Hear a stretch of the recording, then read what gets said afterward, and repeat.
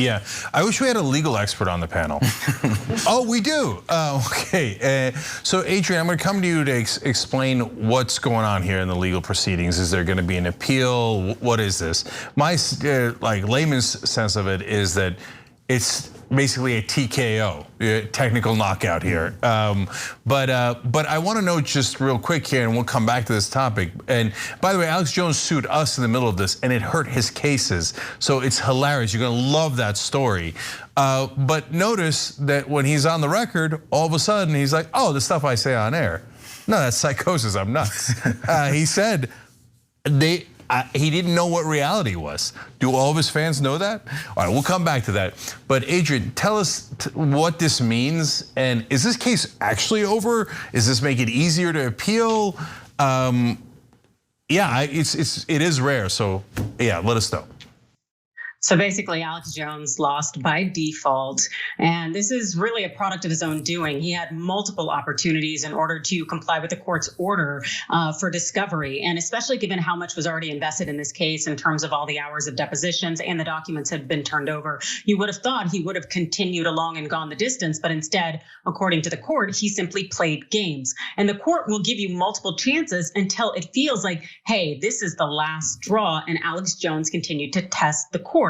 And in this situation, and in most situations here, this kind of default judgment entry, again, so incredibly rare. That tells you that the court did everything in their power to get Jones to comply, but hey, he kept messing around, and as a result, he has now lost this case. So the jury gets to decide how much Jones will have to pay these parents of the Sandy Hook children who were murdered. And in doing so, what's going to happen is the jury will issue an award, and I'm sure that Alex Jones will probably try to appeal this. And this case has already gone to appeal once with the Texas Supreme Court, where Alex Jones is like, hey, you can't sue me for this. I'm just talking. And Texas Supreme Court said, yeah, we can.